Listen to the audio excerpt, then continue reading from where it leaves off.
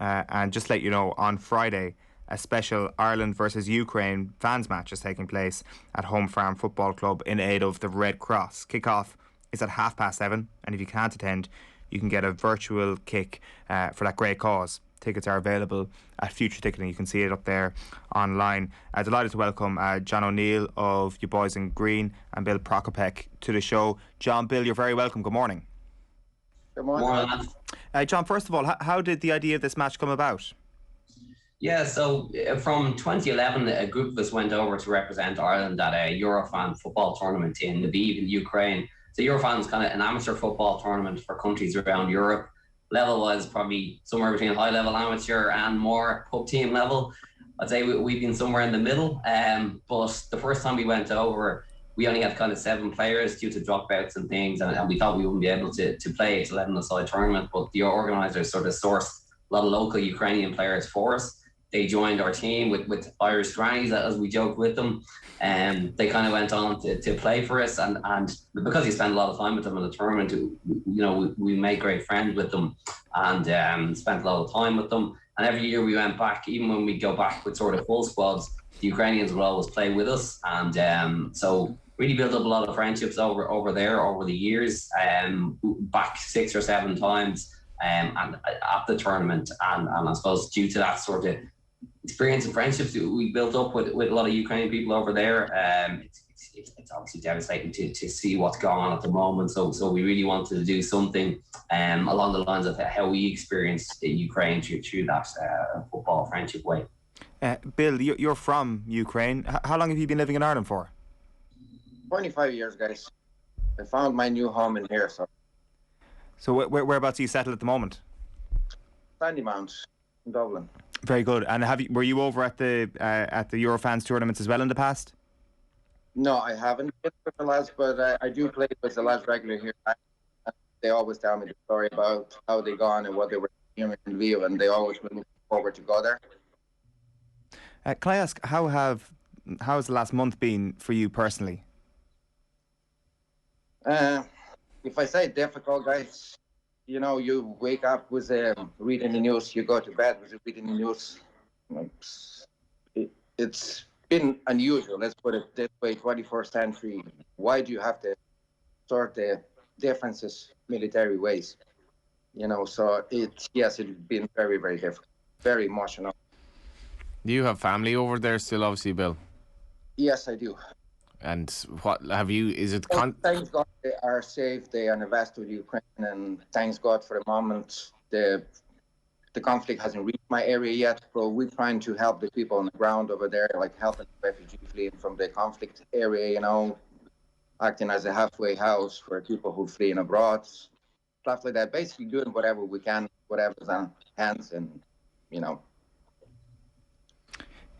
Is there a plan for family to try and get to Ireland, Bill?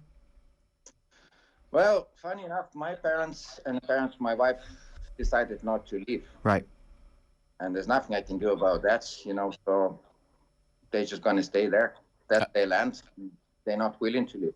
A lot of people in Ukraine seem to have that attitude, Bill, where it's like, this is my country, I'm not leaving. Well, let me put it this way.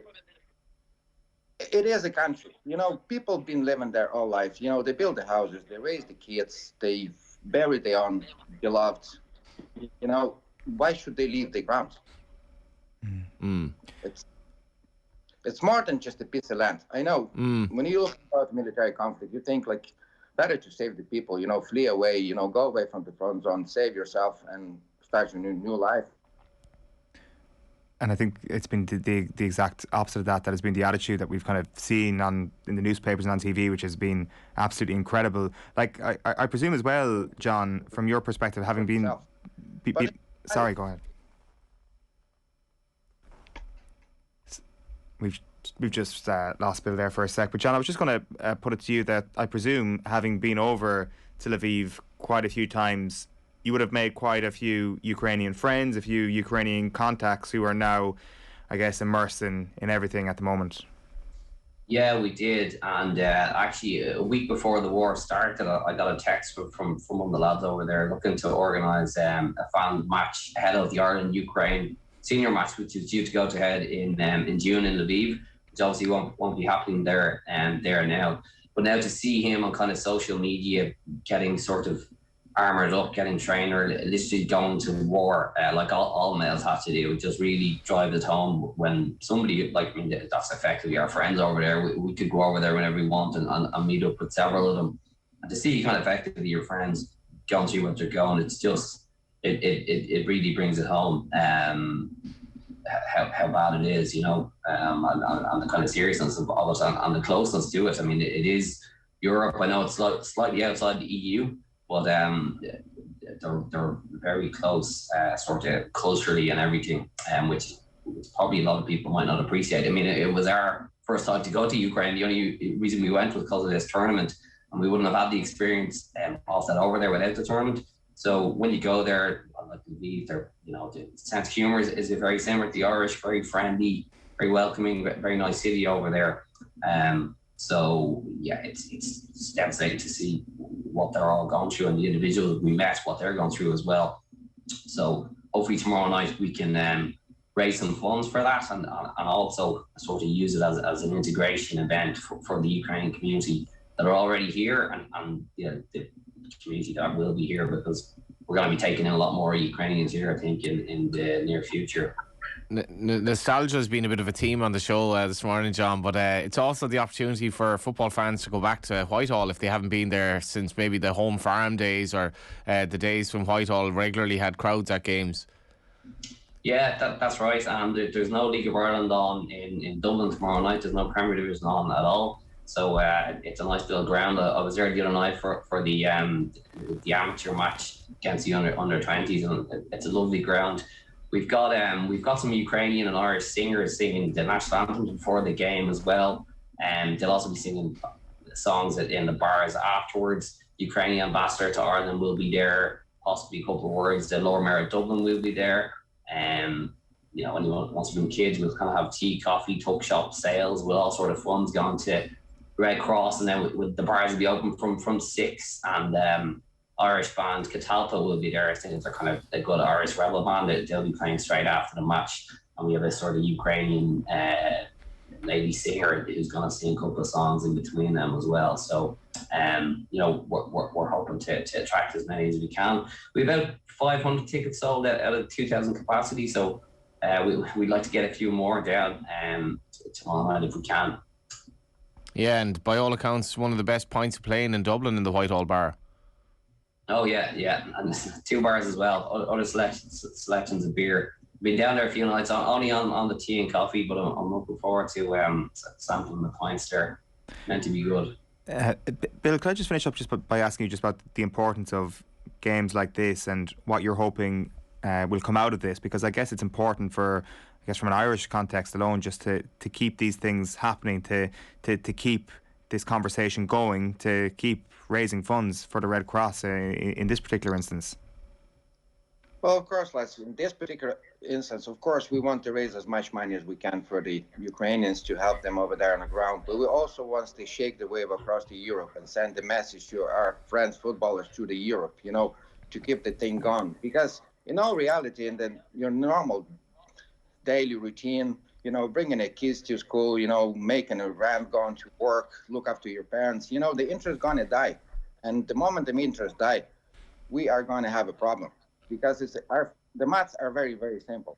140 million country versus 40 million. So without the aid that we're getting from the old Western world, we're not going to be able to actually fight them back. Sorry, Bill, that's such a, I think, like, coming from a Ukrainian voice, that's so important, because like Syria was an absolute catastrophe, but it was quickly forgotten about. Is that a concern that people just move on with their lives and they forget about Ukraine? Well, of course, we all have our daily routine. You still have to pay your mortgage. You still have to do other things. The amount of the information in the media, it's just going to burn you out, burn your brain. So you're going to choose on one stage to just turn off the radio or TV, and not listen to this, because you still have to get on with your life. You still have to look after your families. So that's why we're actually trying to keep this going as long as it's possible, because that's the only way that we can actually win in this conflict. Like, Ukrainians are going to fight. They're only going to fight to the last. But you see, it's such important for us to know that you guys are helping us to keep our kids, our women, our mothers safe. So then on the ground, we can do whatever we have. Absolutely. Well, it's Friday night. Kickoff is at 7:30 at Home Farm. It is a special Ireland versus Ukraine fans match. It's taking place, as I said, Home Farm Football Club in aid of the Red Cross. If you can't... Sorry, just ybig.ie just for tickets on, please, if anyone can log on there. Thanks. Brilliant. ybig.ie. Yeah. Nice one. You've been listening to John O'Neill and Bill Procopec over the last little while. Bill and John, thanks, Billy, for joining us.